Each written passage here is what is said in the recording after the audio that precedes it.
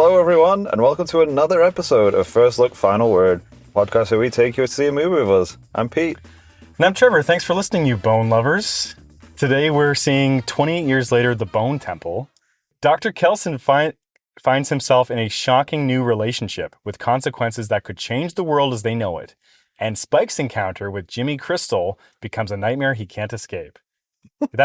It's a pretty nonsensical synopsis if you hadn't seen the last movie. Yeah, I was thinking that. Or remember the character names, which I did not, but I think I got it. Well, I rewatched the other one today. That's smart. I had a bit of time, and like, because I was worried about that exact thing, I was like, I don't think I remember anything that happened in 28 years later, so I better rewatch it. I think I remember it all pretty well. I'm not going to remember character names or anything. Yeah, I mean, that's fair enough. I felt like I couldn't remember most of what happened, so I rewatched it today, and I actually quite liked it on a rewatch. I like that movie a lot. So Pete's referencing the fact that we covered 28 years later. And I didn't go back to that like 6 months ago. Yeah, I didn't go back to our pod to see what our initial reactions were, but in my mind, we were both pretty down on it. Oh no, I liked Maybe it. I was just down on it. I think, yeah, I actually, like, I would have said you were like lukewarm on it. Yeah, I don't think I was down. I remember. I think it was, and like, I guess we're gonna have to say spoilers for it. Maybe. For 28 years. Well, spoilers for 28 years later in this little discussion here, but maybe not. I don't know. If that synopsis is anything to go off of, it would be strange to watch this movie had you not seen 28 years later. Well, that's very true. So I think what you really rubbed up against was like the Power Ranger style ending. Yeah, and same again. When I watched it the second time, it was the same sort of thing where I was like, and I think in my mind when I was watching it this time, I was like, this just seems like the second movie has started already, and it's just a different movie because it's kind of tacked on. It's definitely what this movie's going to be about, like the Jimmies and whatnot. But it was just so out of place with the rest of that whole movie, and also with like the whole. Like, there's this whole, like, the last sort of third of that movie with Ralph Fiennes and all the bone temple and stuff was just so, like I wasn't expecting that to happen, but I was like, it was actually ended up being quite beautiful. And I was like, and I felt like it was in a kind of an emotional spot, like, towards the end of the movie. And then they throw this wacky nonsense at me, and I was like, whoa, that is total whiplash in the extreme. So I think it just, like, left a bad taste in my mouth a bit. I'm not going to blame anyone for getting whiplash at the jarring change of tones there. Yeah. Plus, I don't think I realized that there was a second movie already being made at that point, or a trilogy planned. So I was just like, what is happening? Is this movie not going to end? I think I realized it in that moment because there's no way, like, that's just the end, right? Like, no, yeah. When it ended that way, I was like, holy crap! I guess they're doing another movie. But but when it was happening, I was like, what is going on? Is there going to be another half hour of this movie? Because I don't know what's happening. It is such a fascinating setup to end a movie on. It is. Like, he goes through this amazing journey, but it's like very unexpected, where he has to learn how to grow up. He learns that death is just a natural part of life. Right. And then he meets this, like, band of lost boys who say, like, no, you don't actually have to grow up. Exactly. Here's a tracksuit. Let's get going. Yeah. And I did not catch any of the references to the British kids. Oh, like the Jimmy Savile stuff? Yeah, it's weird because, like, I didn't either. And it's such a weird choice to, like, have that be the Jimmy's, like, inspiration, is that they're all just being Jimmy Savile. Right. Which, like, nobody outside of the UK probably even knows who that is. Well, the only reason I knew the name is because on Norm Macdonald's podcast, he would always, like, use his name as a punchline, basically. Yeah.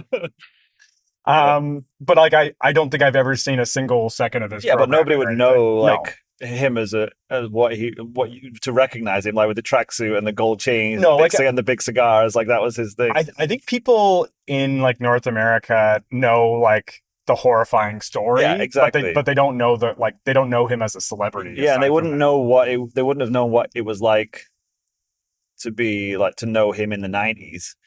Like, it was he's remembered, obviously, very differently today than he was back when I was a kid, and back when, I guess, Jimmy would have known him. 2001, yeah, right? like, known him. So it'd be like if 28 years later took place in the United States, right, and you have this apocalypse in 2001, so culture stops there. Exactly. And then you have a band of people wearing Bill Cosby sweaters. That's exactly what it would be like. That's a great pull, but only worse because it was like he was a child molester. Which so it's even worse. Yeah. Well, I saw someone put a post on Reddit earlier this week that said, like, caution, like, people do not dress as this guy for Halloween later. Like, you don't know what the context is behind this outfit. Well, I'm also expecting that he's not going to end up being a very good character, like a very nice man. I think he's going to be a bit of a bad dude. Well, to be honest, I sort of hope so. Otherwise, like, what I mean, like you're glorifying this Jimmy Savile guy. But it's just like, why this choice? Why this choice, Danny, as opposed to it's a swing. It's a swing for sure.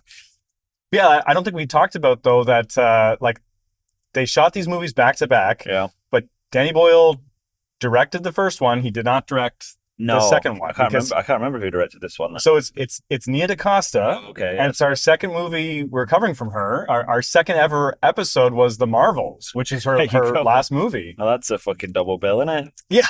So, and like her movie before that was, like, I believe it was before that was Candyman. So she kind of really. So she like is sort of kind of weirdly specializing in like these like long storied franchises or whatever, like either rebooting it or I mean, I guess that's a niche to get into, but man, I guess so. I guess it keeps it fresh for them, I guess. I don't know. Yeah. So I don't think either of us were like super high on the Marvels. Like it was not one of the best. I think I didn't hate it as much as it got a lot of vitriol. I didn't hate it that much, but you could definitely, it was very flawed.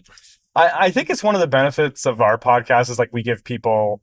Or like, we give the people we give the people what they want, and what they want is people's immediate reactions to the movies or whatever, right? Yeah. That's why it's hard when there's like so much online scuttlebutt about something. Well, it's for not to color your opinion. Yeah, like my remembrance and my opinion of that movie has gotten worse since I saw it. And I'm like my opinion must have been contaminated by the internet, maybe, right? Because I don't think I was that negative. Like I probably would have given it like there was definitely it's 3-star movie. Whatever, right? That's exactly what it is. It was like definitely a couple of scenes were like, oh, this was a bad choice, or this didn't work out.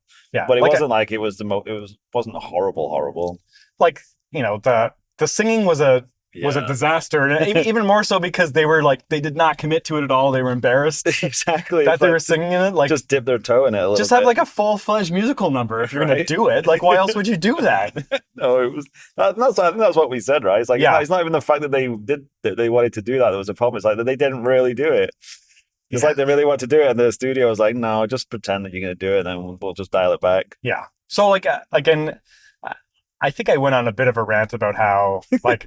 Like, I think it's sort of unfair to saddle DaCosta with all the bad, the bad stuff of that movie, because, like, you know, Marvel was on a bad path, and that was its like wake up call. Yeah. And you know, when you're bringing young directors in, like, they kind of just have to do what the machine tells them to do. Definitely, especially with stuff like that, right? So, like, I think that Danny Boyle is a little chiller of a guy. You would hope. He seems like a good hang. Like, I don't know. Like, I'm looking forward to seeing like someone else, you know, do a 28 blank movie or whatever. Like, he's obviously still very attached. Like, he only didn't direct this one because they shot it all back to back, and he just focused on post-production work. Right. So I'm looking forward to it. Yeah, I mean, I am as well, especially after rewatching it today. Like I said, I think watching them back to back is probably going to be the way to watch these movies. Because if the first one again is like it's a lot of like first part of a trilogy. I think it's a lot of like setting up what the world is now and showing where the pieces are and who the characters are, and I think this one's just going to expand it a bit more. So yeah, you say trilogy. Like, is there a planned third movie? I thought there was. Like, my assumption was there was going to do a trilogy. I mean, I don't know why they would just do two, but maybe they're just going to do two. Yeah, I imagine they'd have to do a bit of a like time jump because that kid's gonna have gotten older, right? That's very true. Also, damn, kids. They are one to do that though in these movies. You've noticed. Well, thankfully AI will like 280 months later. What's that? Yeah, I don't. Or weeks? Yeah, you could do 28. I don't know. Yeah, like what? Yeah, I don't know. 28. What's 20 28 months? You can't do decades. You could do 28 months. Like how old? But you'd have to go back in time. It's 28 years. It's longer than 28 months. Yeah, but I mean, 28 months after the 28 years. So, Okay, so it's like, a couple of years from now, right? so you do. So the movie be called Another 28 Yeah, months an after. additional 28 months post the 28 years. Okay, That makes sense. get into some complicated math. Yeah, because I know they've been getting higher and higher every time, but I mean, you can just dial it back. 28 months after And 28 actually, they years did kind of set that later. up because at the end of the first movie, it does another 28 days later. Yes, it does. Yeah. Yeah, which I liked it. watching that again, I was surprised that 12-year-old kid made it a full 28 days living by himself in the wild because he did not seem overly prepared. But I guess he was raised on the island with probably some survival skills. Yeah, I get like I think the only missing part for him was like, how do you kill a rage infected thing? Like how do you avoid getting bitten by like a wriggly gross man on there? Yeah, I mean he literally only spent 2 nights out there and almost died both times. So to get 28 and be all right, I mean, I guess he learned some tricks. It's a baptism by fire. Yeah, and he can shoot fish from a bridge with an bow and arrow, which is pretty skillful. Well, I imagine fish is probably a large part of their diet there on that island there. It's probably a lot of fish in that stream too. Do you know, like, I assume this one was shot the same way, like shot with like that million iPhone Yeah, I've no device idea. thing? No idea. It was an interesting aesthetic choice in the first one. I think that was another thing that kind of rubbed me the wrong way with I loved 28 it, years. yeah. Like, I mean, I remember you loving it, but it didn't really work for me. I didn't even know that it was like an iPhone. Well, it wasn't even that. It wasn't even that it was an iPhone. I think it was just the aesthetic. The aesthetic of it, I just didn't. I didn't love, and I still didn't the second time. It didn't bug me the second time, but I still was a bit like. It was kind of just. It was almost like when directors like, oh, we'll do this cool shot where I'll just like spin the camera around and show it from a bunch of different angles. And it was like, well, why though? Like, it's not really. For me, at least, it's not really enhancing that scene at all. Well, like I think if anybody else did it, I would find it annoying. But like, I don't know. Like, you're an apologist, Trevor. I don't love everything that Boyle's done, but I think he just makes such like interesting choices. And when he makes the choice, like he commits to it and he does it the best way possible. Yeah, I guess that's fair. Where it's like, I've seen behind the scenes footage of, Gemini Man, like the Will Smith Ang Lee movie, right. where like they're spinning the camera back and forth. Oh yeah. Or whatever. I Like think I'm like, I've seen the clip. This just looks fucking obnoxious. So like, and like, See, I thought that looked pretty cool. I think it looks cool as a behind the scenes feature or whatever. But like, why do you need to do that in a movie? And like, I love Ang Lee a lot, but like, he can get he's one of those boys who like playing with their toys. Yeah. Oh yeah. I'm just gonna try it. That's what I mean. Is when someone's like, "Well, just try this cool idea," because I think it'd be cool to try it. It's like, yeah, I'm sure it would be, but is it really helping you tell the story in any way or making it more interesting? Because I'm not sure it always is. Yeah. Like, and I think the difference with Danny Boyle is he would think if I shot this a regular way, I would die. Like, there's no purpose of me living if I just did this normally. You can't blame him when he has to do it. Yeah. No, I mean, I am interested to see like what the kind of visual identity of this movie is and how different if they're going to try and ape what the last one, how that one looked, or if they're going to totally go their own way. I hope it's a little different. Like I hope it would be. That's what I mean. I feel like it's going to be more like personality, more like the end of the 5 minutes of the end of the last one. Well, honestly, like I'm ready for it. I'm up for it. I'm definitely up for it. Like now when it's not just a shock out of nowhere, and I'm like, what is happening? I'm like, you know what? I'm actually up for that. Like, let's see these guys doing flips in tracksuits and killing guys in weird and crazy ways.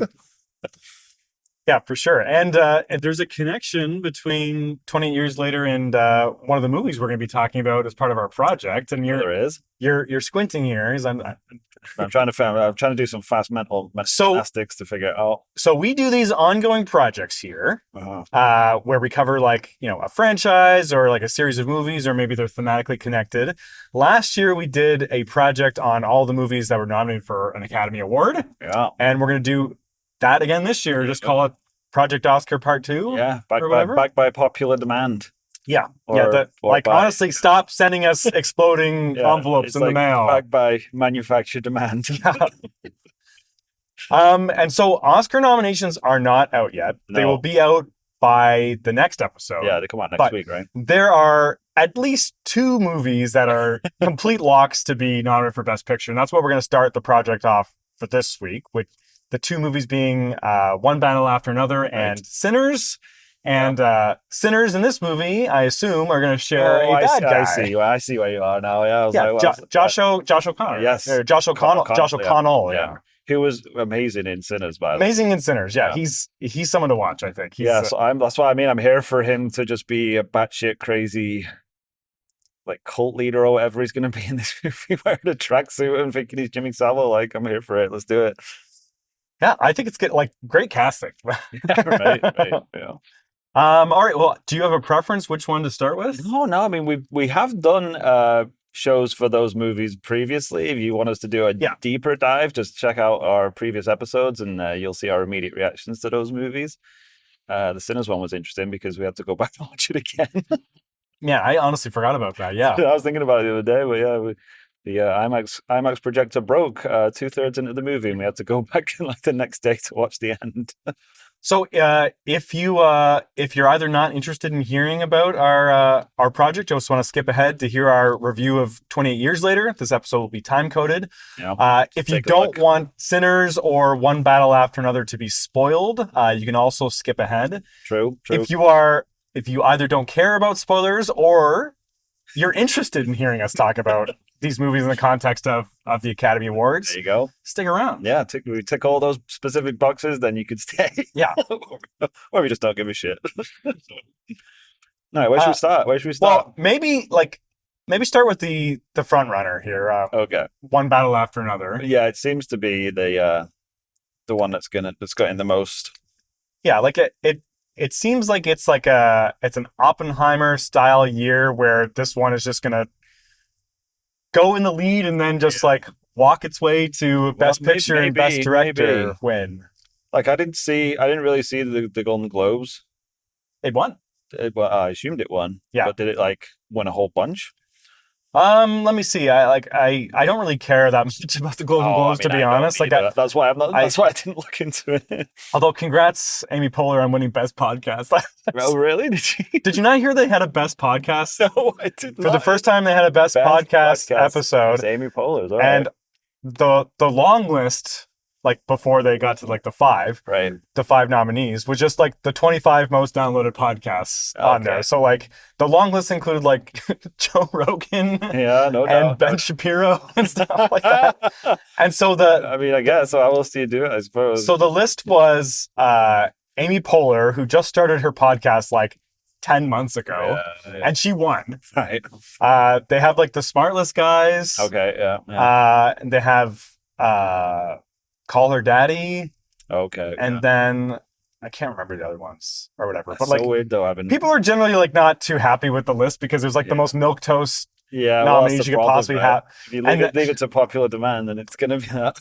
Yeah, and like I really love Amy Poehler. Like, and I'm actually going through Parks and Rec again right now. It's one of my favorite shows. I always want to do that, but then the first season just makes it so tough. Well, I honestly skipped the first season. Yeah, it's the best way to do it. Well, it's just like The Office, and the first season's just totally different. Yeah.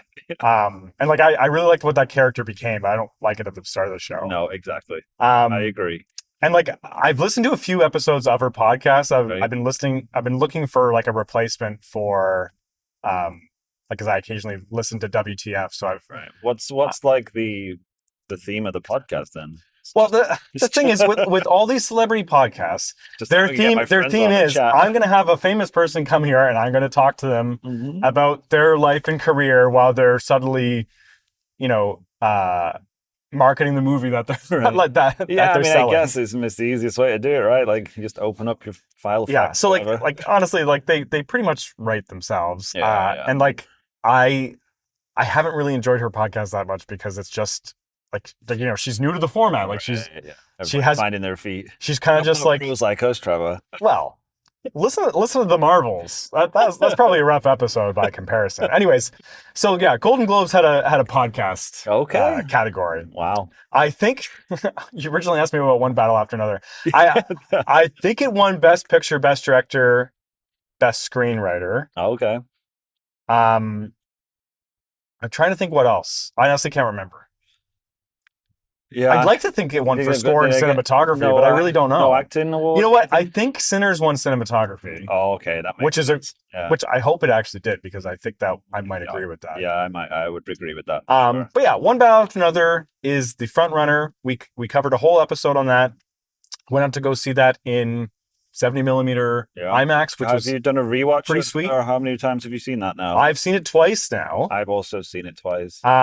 Showed it to the wife. Yeah, I did the same thing. She really liked it too. Yeah. Like when she heard like the description of it, she's like, okay. Yeah, that's exactly what it is. I don't really know right? about this. I'm like, no. Like it's really it's a drama about family. It's and kind of difficult. It's really funny. It's kind of difficult to pitch to people, I find as well. She's like, I don't know. Like it's how's like that work? close to 3 hours long. Yeah, it is a long movie. It is pretty long. And then we were planning on splitting up into 2 nights, and we watched it all in one night because she liked it so much. Yeah, my wife was just sort of the same. She likes movies where you don't necessarily see what's going to happen, and you get a bit of something that you haven't seen a million times. So no, she liked it. Yeah, like I think I might have even liked it better the second time around. Despite watching it at home versus watching it in the intended format.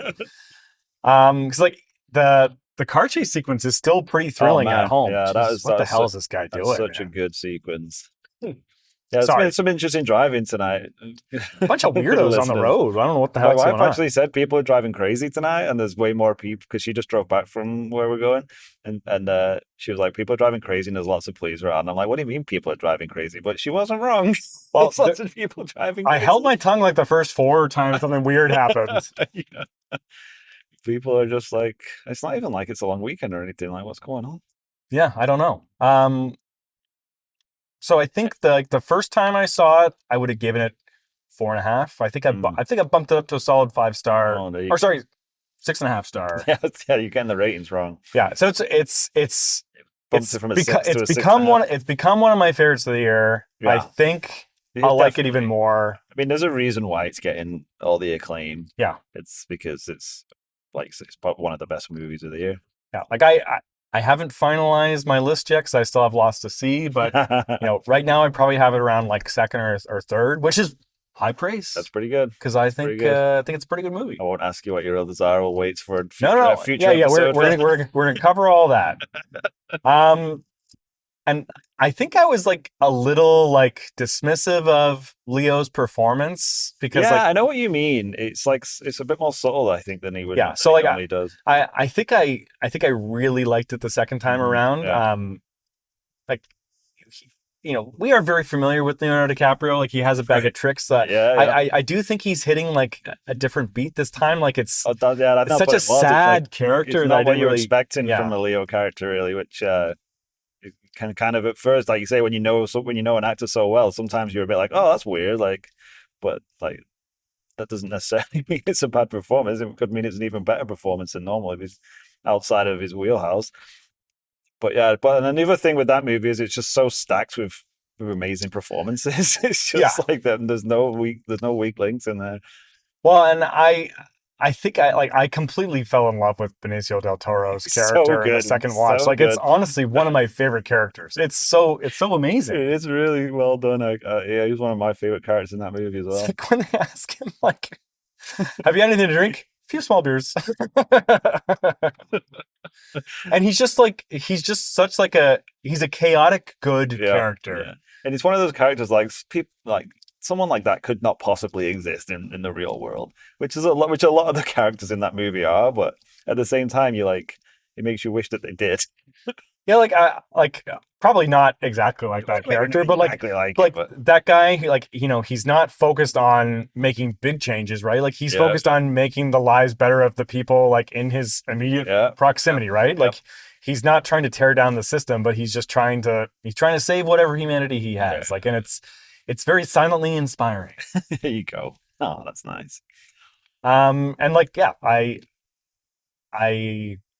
can't say enough about cinematography and the score. Yeah.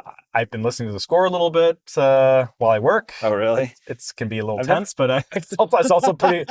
It's pretty relaxing to listen to. We've got a deadline coming up, but Yeah. put the That's score on. You know what? I've been very productive lately, so maybe that's why. I don't know why. I feel like I really need to get this done right away before someone shoots me. I feel like someone is following me. No, it's I feel like that is the one that is expected to run away with all that stuff. But. Yeah, like I already said Oppenheimer, right? And I think it is a pretty good comparison, right? Like it's not like PTA is just going to win Best Director because he's due, but like it certainly doesn't hurt. Like No. I don't think anyone could say like, you know, he does not deserve this win. Like he's certainly in the conversation of the best directed movie of the year. It's not good. It wouldn't shock anybody. Yeah. Okay. Want to talk about Sinners or sure? Let's jump into Sinners. Did you want to do a quick recap of our adventure of seeing Sinners for the first time? Like, I'm trying to remember what we did. Like, because we went to see it 70mm IMAX. Yeah. And like, I think it wasn't that when we had it all set up that we were going to go and like check out the projector. We were going to go to the projector room. Yeah, we had all that lined up, and then like an hour into the movie or an hour and a half into the movie, whatever it was, just kaput. It just stopped working. Yeah, so it's the part of the movie where they just invite all the vampires in to have a showdown so that they don't go to the town and infect everyone in the town, basically. Yeah. And then at that point, the film broke, and they said, you know, because of the complexities of 70mm, like it's not possible to rewind this thing. Like that's just not how it works. We're done for the night, folks. Yeah. And Justin and Anthony were with us then. Yeah, it was a full house on that one. And we all got 2 free movie vouchers, right? Which thank you, Cineplex. I think, didn't we? Yeah, we used that to go see F1, I think, right? Maybe. Well, I mean, we went back to see Sinners. I don't know if we used those for that, though. And then, later that weekend, we went to go see just regular IMAX. Yeah, and we watched the whole thing. We didn't just go for the last half hour. Yeah, I really liked the first part that I saw. It was worth seeing again, I think. Well, it is interesting, though, because at that point, the movie does shift in tone. Like it really does. It starts becoming like a little bit like From Dusk Till Dawn, then there's like a Michael Jackson Thriller music video vibe in there. That is definitely true. That is an interesting movie, though, because it's one where like I feel like I haven't shown it to my wife yet. I know we feel like we say that a lot, but I'd really love to get her to see her opinion of it, because I think she would really love like all the beginning part, like before the vampires show up. I think she'd be into it, and I'm not sure if she'd still be on board when the vampires come out, because it's definitely like, it's this kind of movie now. But I think it works so well together. I think it's really well done. And like that one scene in that musical scene in that movie, I think it's the scene of the year. It's the best scene I've seen for a while. Yeah, it was so insanely well done. And something that you've never seen before, and just like, it's just amazing. And like, you can almost feel like the entire movie was based around having a scene like that in here. Right. If you haven't seen Sinners and you don't know what we're talking about, definitely go see it. Yeah, that is something you should see. It's another movie with great performances across the board as well, I think. I don't think Michael B. Jordan is getting a lot of awards attention and buzz, but I think because of the whole like playing 2 characters, some people think is a bit gimmicky. Maybe could be a genre thing too. Definitely they might not be taken that seriously because it's technically a horror movie, but he was so good in that movie. I'd say it's right up there with the best performances of the year. Yeah, easily. And Josh O'Connell, like one of the best villains of the year. Like it's really good. There you go. And Rocky Road to Dublin, since that movie has come out, has become one of my family's favorite songs. So both my 3-year-old son and 8-year-old daughter love that song. Nice. You show them the movie now. Well, yeah, I'll show them the movie one day. Well, they're very like that song. Do you check this out? They're very familiar with the poster, because I have the poster that we got at the theater, and so they know it's a scary photo. Right. Yeah. They know it's a scary movie. Don't show it to your kids. They know there's some kind of Rocky Road to Dublin. Yeah, something's happening with that. So like, Sinners is one of those movies that might have like squeaked through and won Best Picture in a different year. Like Yeah, it's, that's true. I think a lot of people would say it is the like, it's the runner-up position right now. Like it could play a spoiler.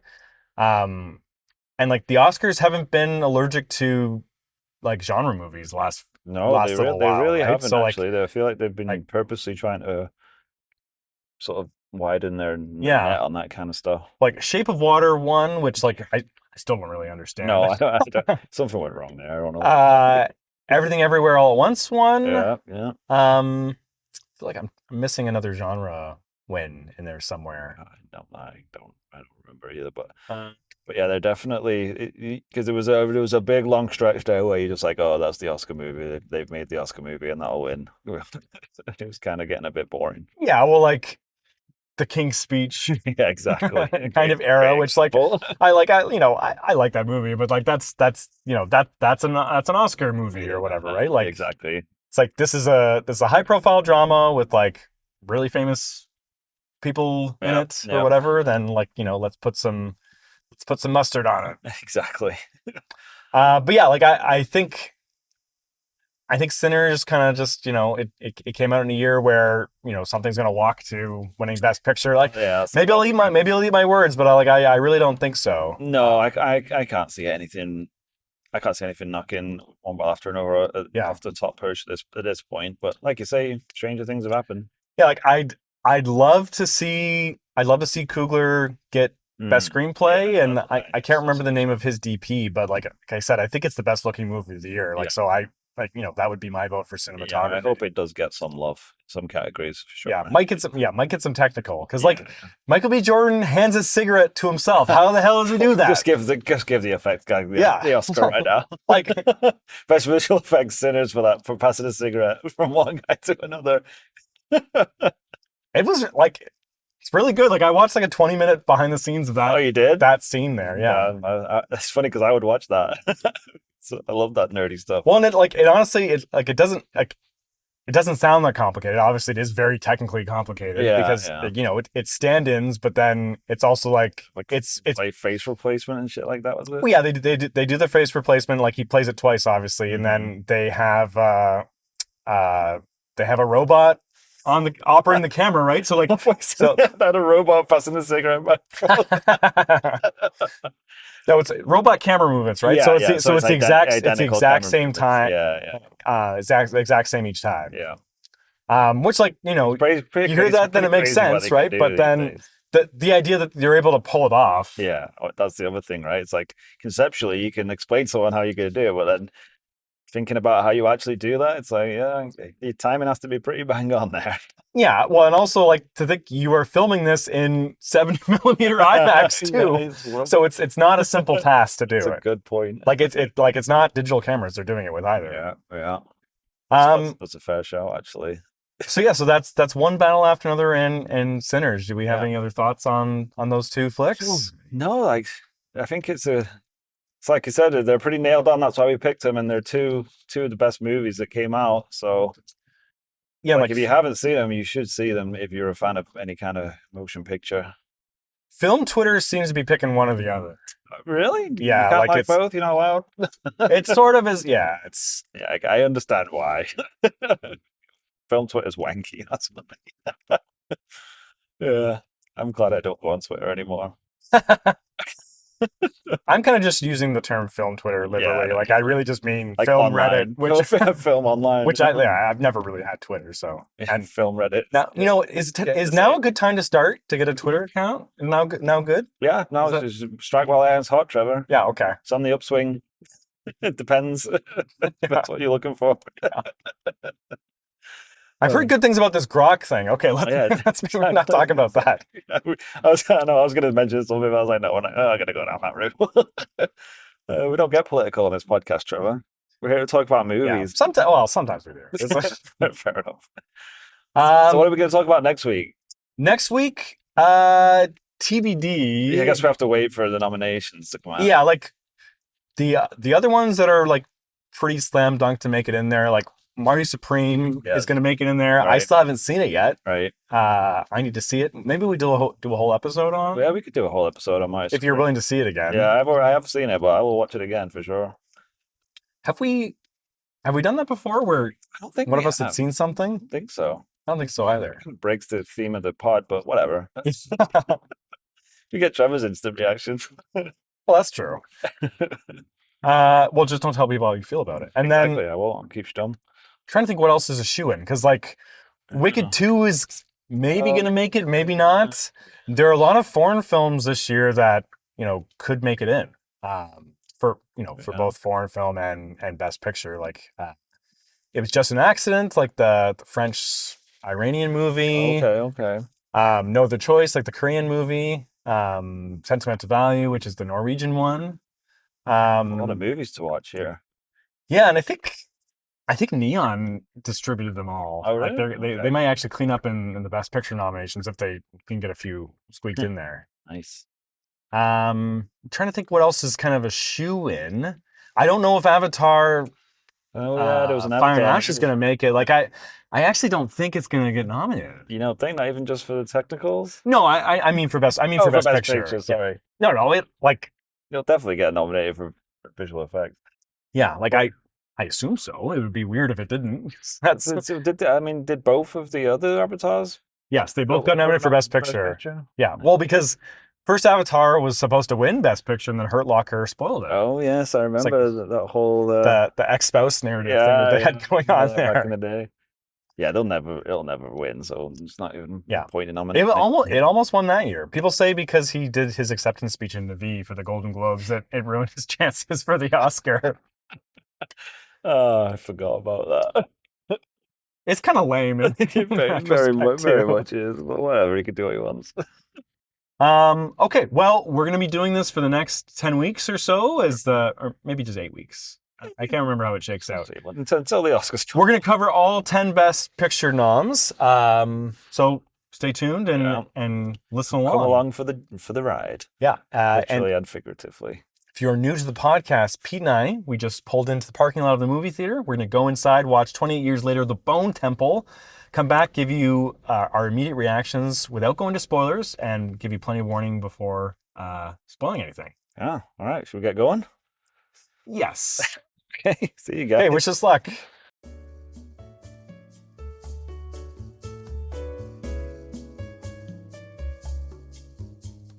Welcome back, everyone. Just come out from 28 Years Later, The Bone Temple. We got boned, everybody. We got boned in the temple. It hurt. So I don't know. What do you think, Trevor? You like this one? Yeah, I liked it a lot. Yeah. I think I liked the precursor to this one a little bit better. Yeah, the 20. I don't know why they should have just called the first one 28 Years Later.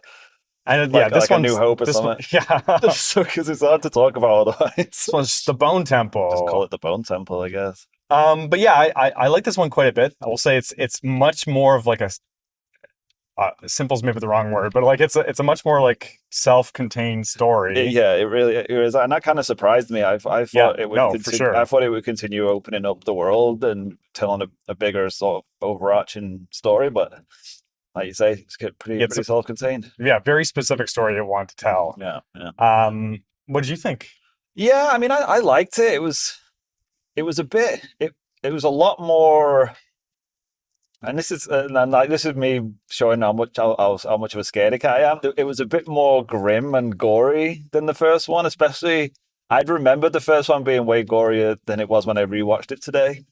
It actually didn't actually show too much. A little bit more psychological. Yeah, exactly. Yeah. And this one was a bit full on with that, especially in one particular place that people watch still know what I'm talking about. And that, to me, that was a bit much for me. I was like, I don't know if you needed to go that far. Really, it sort of seemed to be crossing over into a bit of the like torture porn stuff that I'm not really a big fan of. But I mean, I get what it was trying to do. But yeah, I don't know. I see what you mean. I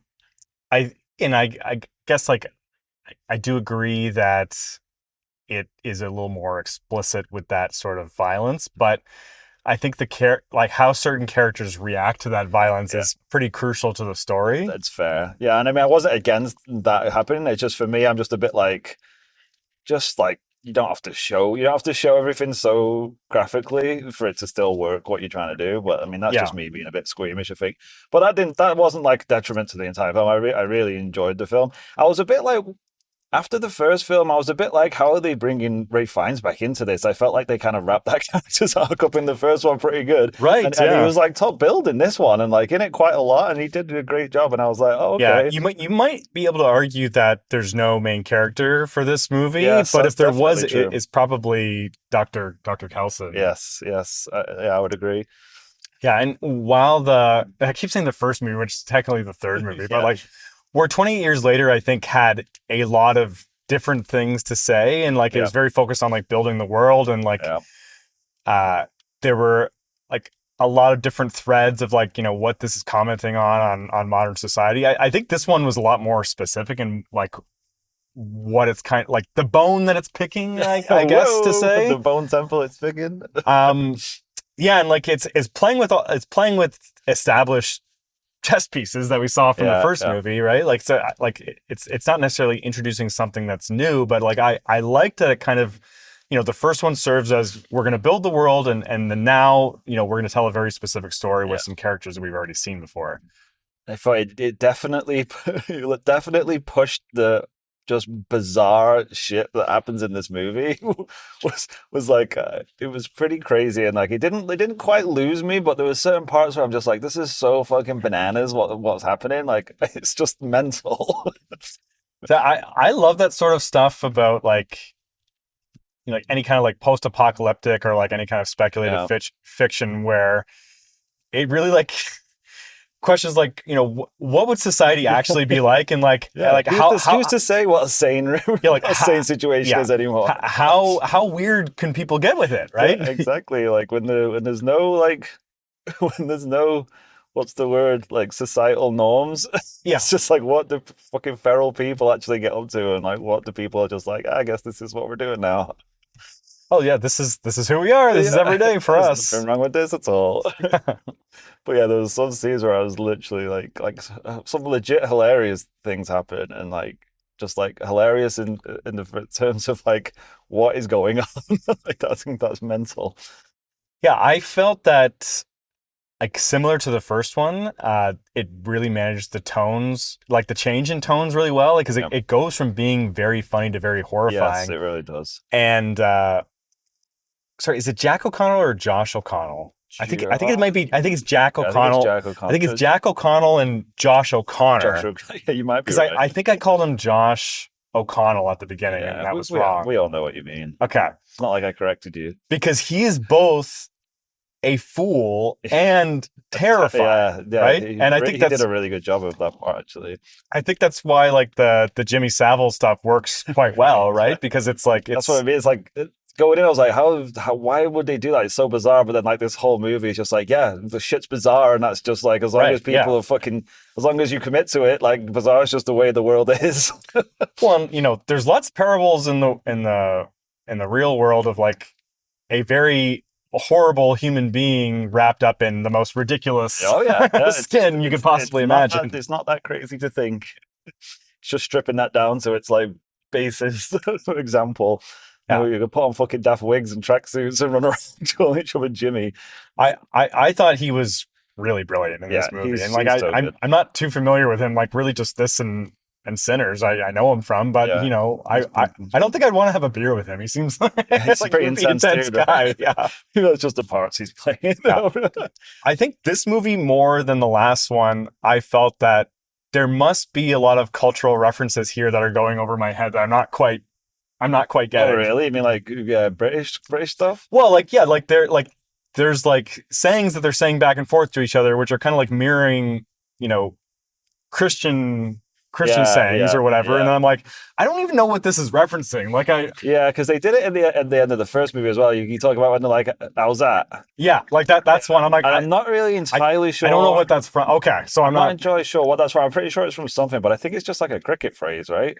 Oh, okay. Like that's what you shout when you and like when they did the knee up in the air at the end of the first movie, like that's what Right. they do when they play cricket. It's like, how is that? Well, because like and there's Power Ranger stuff in there, but like Oh and yeah. like they're also like they're going deep into Teletubbies lore and Yeah, dude. That's like because that was the weird thing I thought because they set that up at the beginning of 28 Years Later when they're all watching Teletubbies, and then at the end when they all jump out, it was kind of mirroring all the Teletubbies jumping out, and they all had the bright colors, and they were playing the Teletubbies theme and like the heavy metal version. And I right. was like, Okay, so are they Teletubbies or are they Jimmy Savile? I'm so confused. What's happening?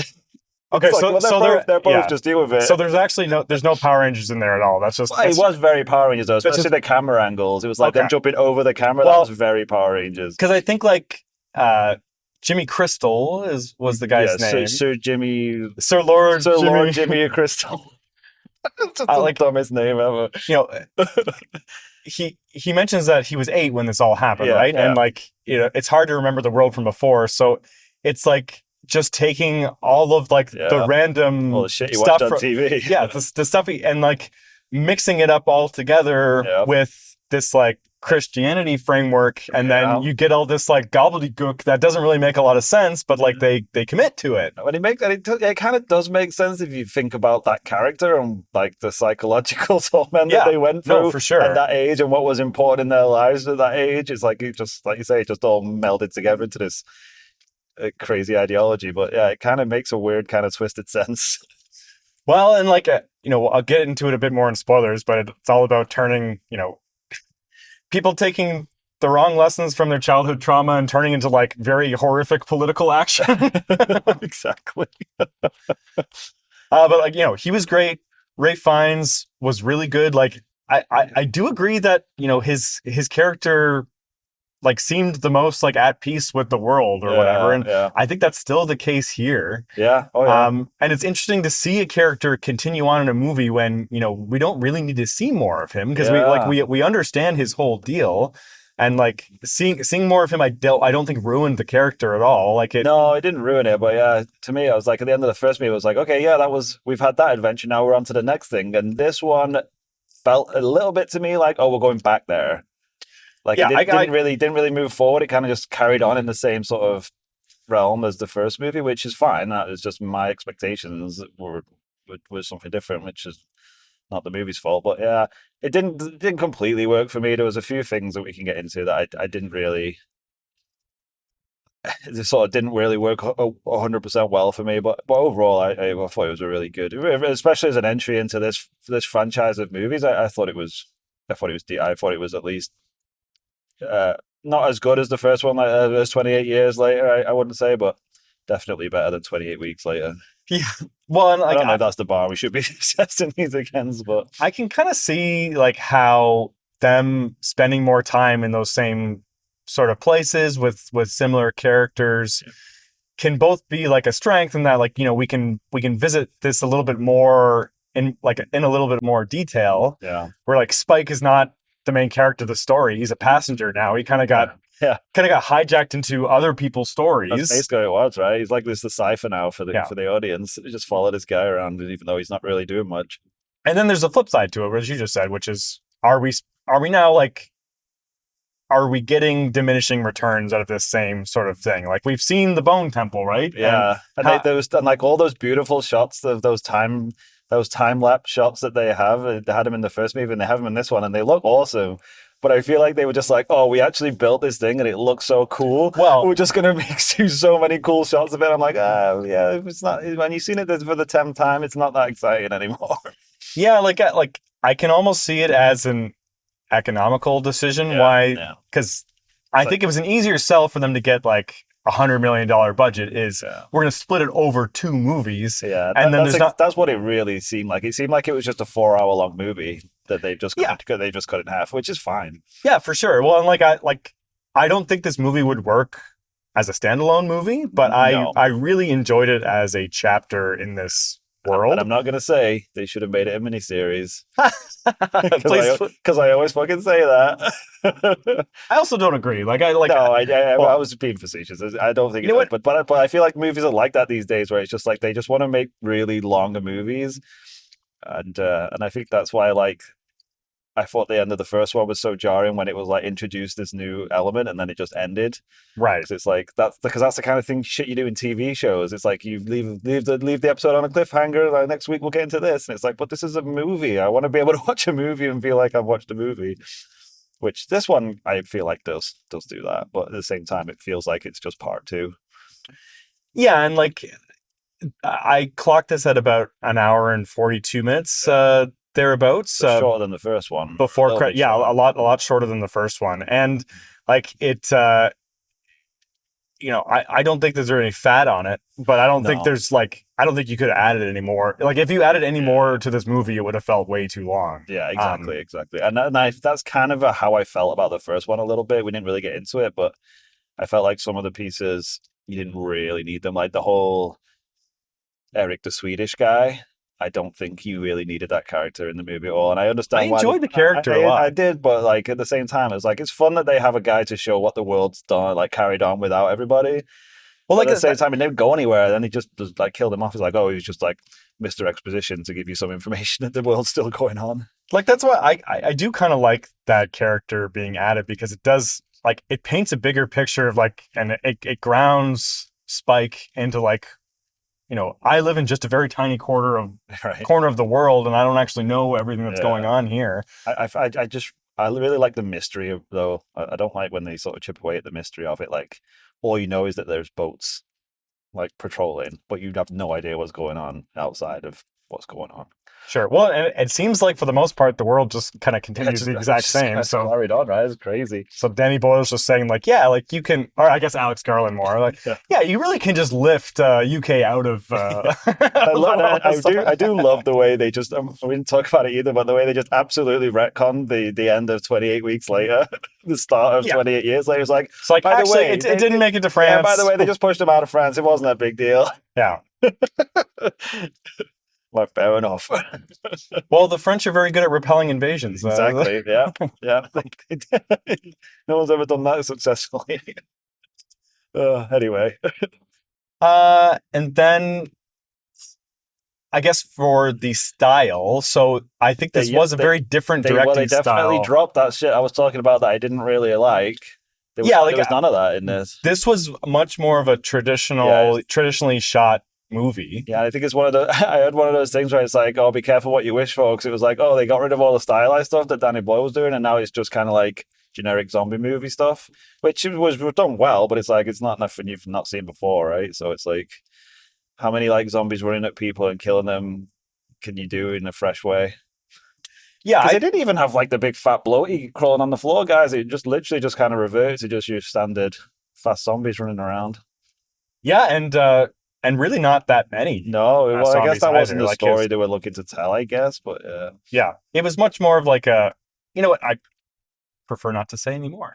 Well, the one thing I did notice about this movie, and even right from the beginning, I don't know if it was just the theater we were in, but the sound design was way more like egregious. With like, it was so loud, and like it literally made me jump out of my seat 3 or 4 times.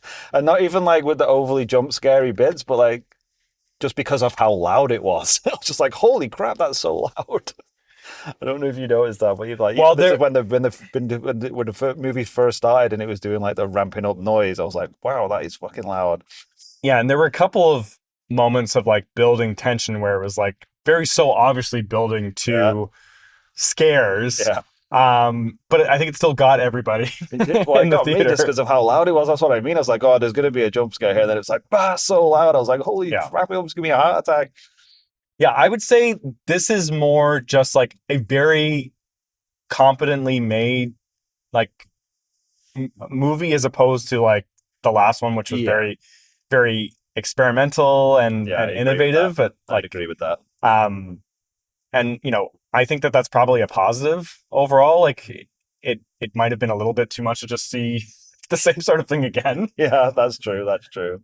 It would have been nice to see them like flex a bit and do something like swing, take a couple of swings at doing something a bit original or crazy. But I mean, maybe they just didn't want to go push too far. I think there were definitely some interesting things going on in the movie, probably more to do with the screenplay as opposed to like thematically and stuff. And I don't know about Yeah, like if there's any shots I'd call to that I'd say like I really remember, but there's some iconic scenes and whatnot, but like you don't remember those scenes because of the way they were shot necessarily. It was just because of what they were. Yeah, but I'd say like overall, I think pretty well done. Not that they did it badly. It was just it wasn't anything that was like groundbreaking or anything.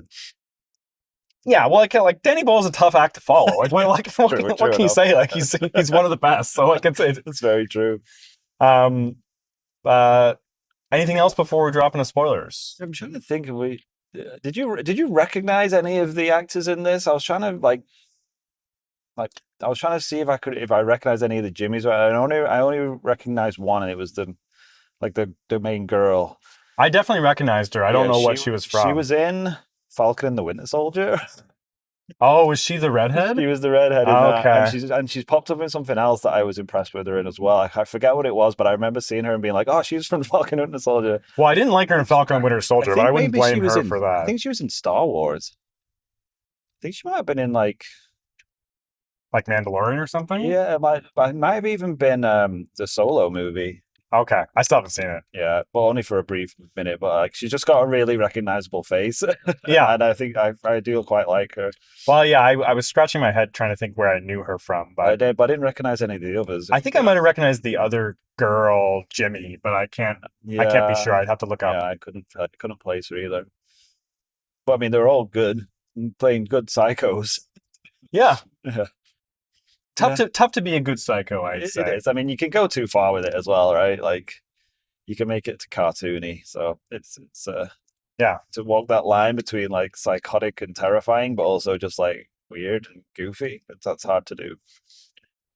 Well, it sounds like we're just about to drop into spoilers. Yeah, I think we should probably go into it, right? I'd like to remind everybody to subscribe to the podcast. Reach out to us at firstlookfinalwordpod@gmail.com if you have any feedback. We're going to be covering Oscar Best Picture noms for the next few weeks, and if you want to send us a line to say what your favorite movie of the year was. There you go. Yeah, that's a good idea. Yeah. We'd like to hear from you guys, so reach out. All right, spoilers? Yeah, let's do it. I had a question for you. Okay, shoot. Because you just watched the last movie, and it's been a while for me. Right. Because I was surprised when they were like in that water park public pool thing that they were having like a fight to the death. Yeah. Did they allude to that at all at the end of the first movie? They didn't. They just kind of killed a bunch of zombies, and then it sort of just ended. Okay, because they were like, "Oh, we can save you if you don't mind," and then they jumped out. Because I couldn't tell when that had started. I'm like, is this like they're just like training? Like, is this a real fight or whatever? Because I didn't really realize it was a real fight until Spike stabbed the guy in the artery. It seemed like they were kind of just playing around, right? But yeah. The opening was a bit like, can you imagine just being dropped in this movie and not know what the fuck's going on? I think that would be... You can't really watch this one, I don't think. I mean, you technically could, but I feel like you're missing a lot of context if you just watch this one. Well, and I also feel like Spike isn't really a character in this one. Like, he had a full arc in the last one. Yeah, and that was some of the stuff I was alluding to that didn't really work for me because... And I understand why, but like they didn't even make mention of like where he came from and his dad and Aaron Taylor-Johnson bopping around. And he wasn't in the movie at all. I was very surprised. I mean, it wasn't surprised because I feel like they told that story and they wanted to move on. But that's why I was a bit like, but he's not gone anywhere. Like, they could literally have just walked across that fucking bridge and been like, oh, he's over there where we left him. Yeah. Like at the end of the first one where Aaron Taylor-Johnson like runs out into the ocean screaming no because his kid's not come back. Well, the idea that he wouldn't have gone to the doctor that he wrote in the letter. I went to see the doctor, he's a sound guy. That's why I was waiting for and no one's even gone to see him. Like, what? Like, you think that would be the first place they'd go if he was like, yeah, the doctor's really sound. Like, he's got a bunch of medicine. I think there's actually there's a very strong thematic connection between Spike's journey in the first movie and the themes of this movie, which are like largely left for the viewer to fill in the blanks for. There's a lot of that. It's like Spike is basically, he's mad at his dad and he goes wandering off on this adventure, right? And find himself. And like, he does grow a little, but his decision to not go back is an immature one. That's what I mean. It doesn't make any sense. Because it's him still not growing up. And like in that void of him not having parental supervision, he's like, I don't know, like a kid left online who gets like sucked into some bad corners of the internet. Well, that's what I mean. Like the bit where he tries to escape, and that girl's like, well, where were you even trying to go? And he's like, oh, just anywhere. And she's like, oh, I've been anywhere. You don't want to do that. I'd be like, I'm going back home on the sweet fucking island where my dad is. I have to assume Spike is not saying that because it's like doesn't want anyone to know. I don't want to lead these people back to my cool crib or whatever. But like, it's pretty well fortified. I don't think they'd be able to do anything anyway. That's leaving a lot for the viewer to make those connections. I do think that that's a weak part of the movie because, like I said, there's some strong thematic connections there with Spike that are just kind of left dangling. Yeah.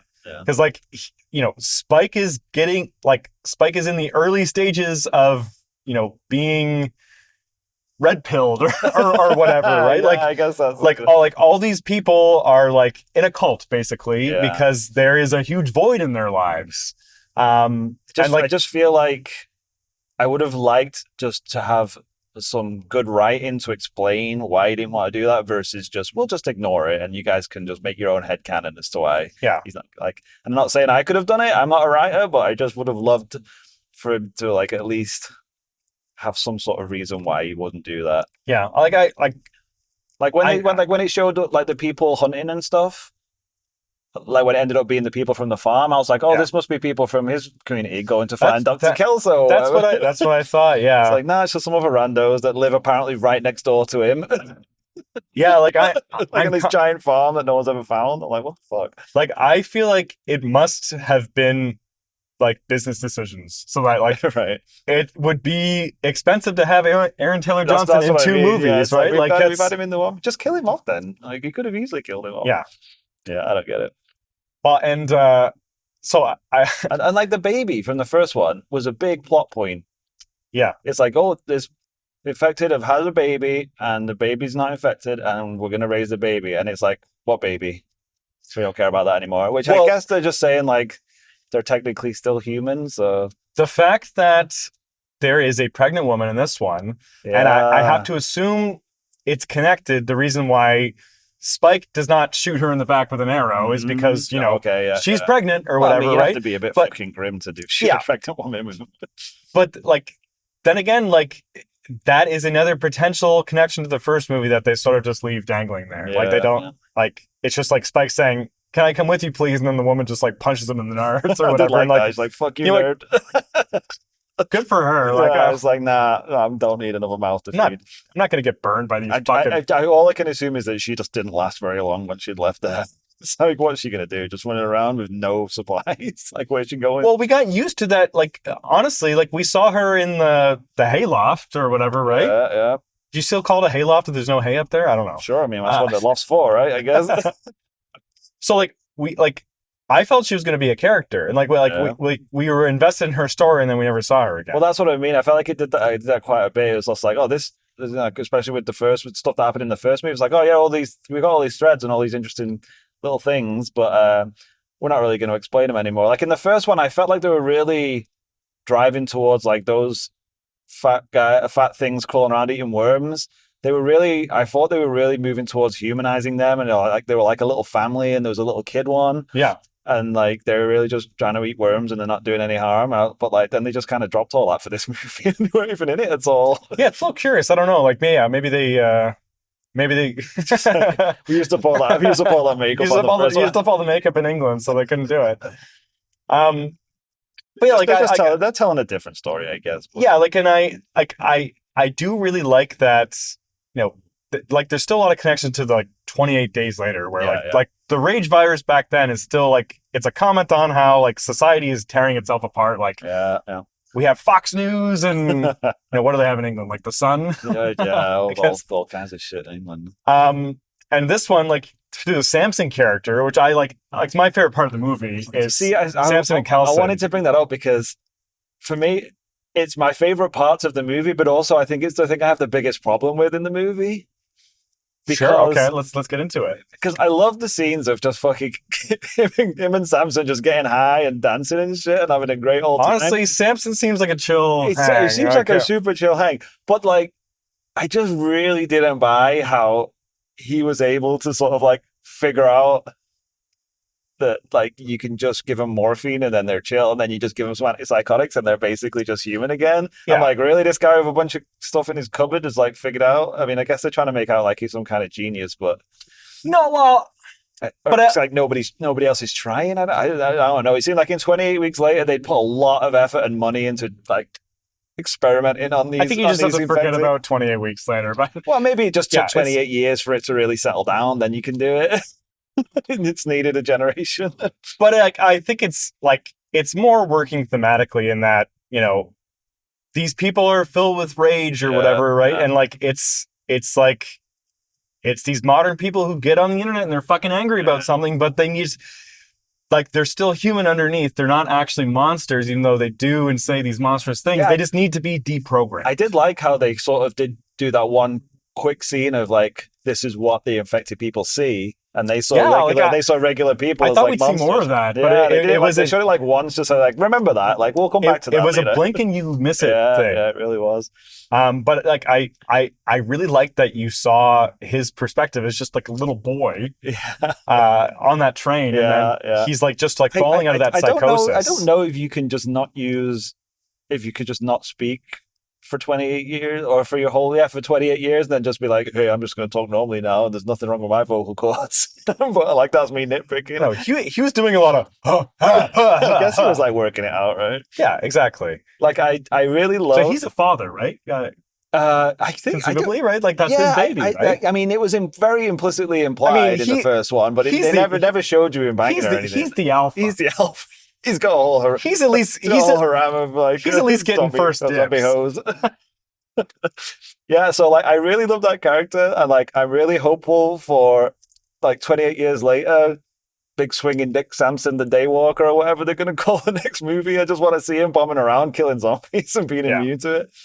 But I felt like that was like I don't know where they're going with the story. Like, are they gonna have him like bumping around? Like, does he need to keep having these pills, or is just one batch enough? Well, because like Spike and Lady Jimmy or whatever, they don't know anything about Samson, right? No, they don't. They never even saw him. And Kelson dies. She saw him talking to him, I guess. But they don't know that he's like being cured or deprogrammed or whatever. Nobody does. The information's gone now. And he's had one dose, which like if you are like, I assume like a medical doctor of any kind, you'd say like, well, usually like for that sort of thing, you'd have to have 2 weeks of like psychosis. 2 weeks of like no doctor antipsychotics for this to work. I don't think they work with just like it's some dusty mothballed pills from the back of the cupboard. It's more working as a metaphor, right? Yeah, like people that's what I need to get over. People who are living in this alternative realities, whether like you are a zombie walking around or you're part of Jimmy's gang, you're just filled with rage and all you see is enemies. You're part of QAnon or whatever. You really you just need to be shown elements of the truth for it to break the veil or whatever. Right. And for practical reasons for the sequels, like there's no pharmaceutical industry in England anymore, right? Nope. So like everyone just can get a few pills and you can fix it, right? I wonder if because like technically he hadn't died at the end when Samson carried him off, had he yet? Yeah, but I hope he's dead. Like I wonder if Samson will just turn him and then like they can just be zombie buddies. But I think like in 28 days later, like you don't have to damage the brain or anything. Like just if you die, you die. I guess.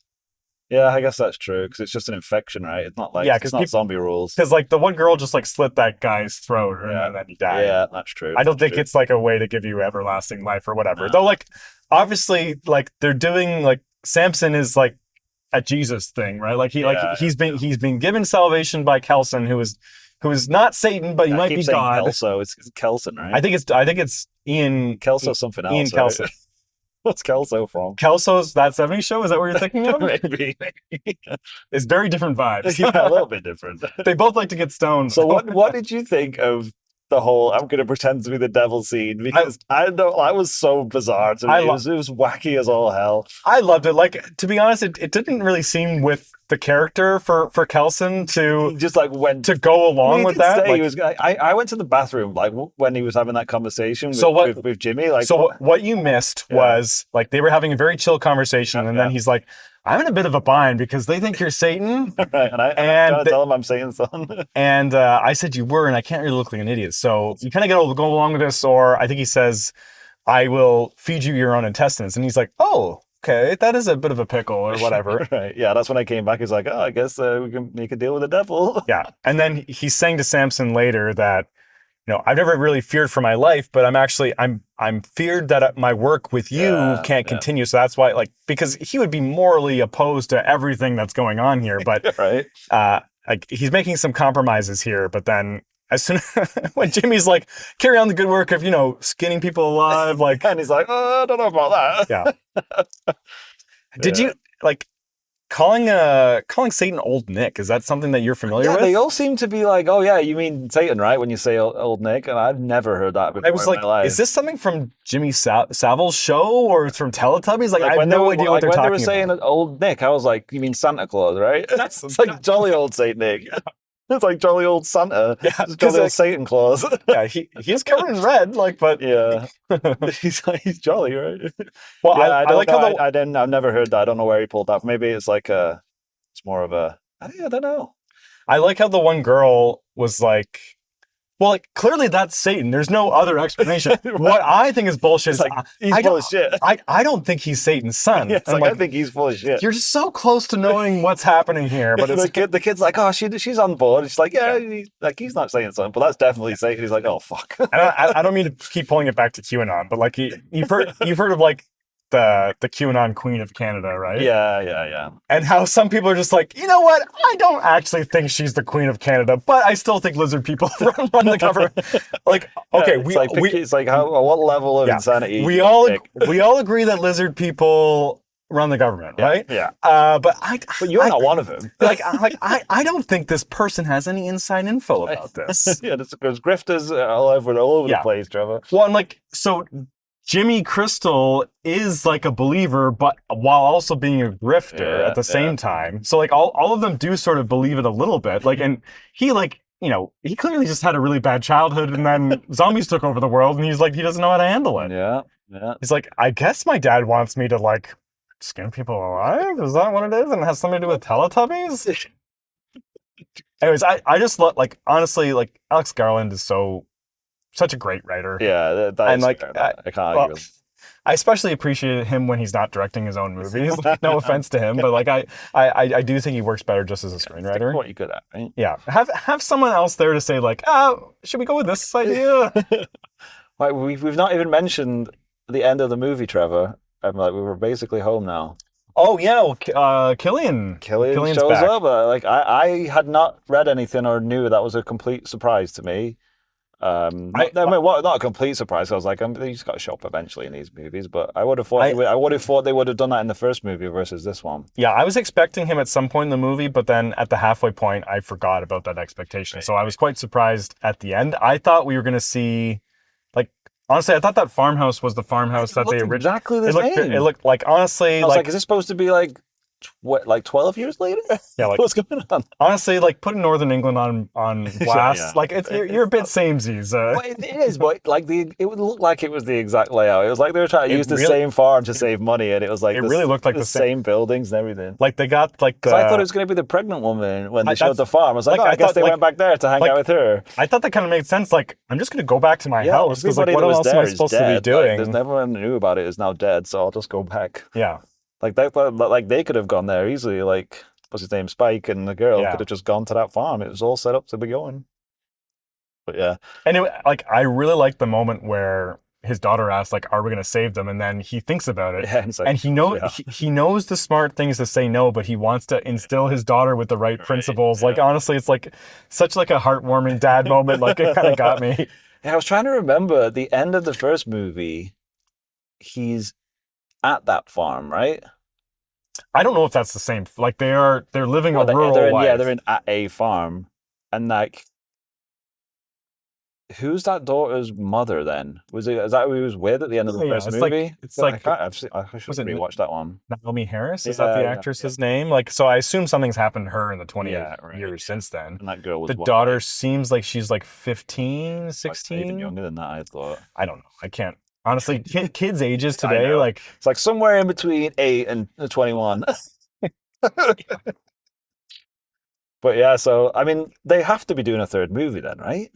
Are they just leave it there? I mean, I guess they could. It's a nice little end to honestly, tie in the bow, showing that he's still around. This is very obviously a middle chapter to something, or this is one story, then we're going to do the next story, but like it would be pretty unsatisfying if it ended there. Yeah, that's what I mean. Like, the first one was building up a lot of stuff, and this one just built up more stuff. So I feel like, I don't know, if they do a third one, it's going to build, they're not going to be able to do a third one, just wrap it all up, I guess. So I don't know what the answer is to that. He's got to go home. Who's Spike's got to go home. He does. I don't think he's ever going home. I think that was the point. He's outgrown that society. I know. I don't think that. Like, I think I think it was still like he was half grown. It was a childish decision for him to not go back because he's mad at his dad. That's why he's not going back. I mean, I guess, but I truly think that he was like, nah, I don't want to. That's not for me anymore. Because like otherwise, why would he not even like show that even exists in this movie? They don't mention it. They don't show it. Nobody even says anything. It's like that the crew had taken down the set already. Yeah, but you could have just been like, oh, I remember that place back there. Just use some B-roll from the first movie, showing that it's still there. Yeah, I agree. Like, I think his often our journeys are just a big circle. Yeah. The fact that Spike just left the Bone Temple and came right back to the Bone Temple is proof of that. Yeah, because it seemed like they'd gone pretty far to find Killia's little farm there, so the geography is all messed up in my mind, because in the first one they're popping around Newcastle because they see the Angel of the North. Yeah, it was like a 3-day journey or whatever to get there, right? Yeah, so there's some the geography is a bit confusing to me, put it that way. Yeah, how many kilometers do you think he's covering in 3 days? Probably 60 kilometers. Yeah, I guess there's a lot of farms in that area. True, very true. But he was supposed to have been bopping around by himself for a full 28 days. And it seems like he went nowhere. He just stayed in the same place. It's a little unbelievable because he didn't seem that competent. That's what I mean. There's no way he survived 28 days. And he tried to escape within 100 yards of that Bone Temple, it seemed like. Yeah, he tried to escape the clutches of the Jimmies, and then he immediately ran into a zombie. Yep. And he didn't know what to do. He did hit it with his backpack. It's true.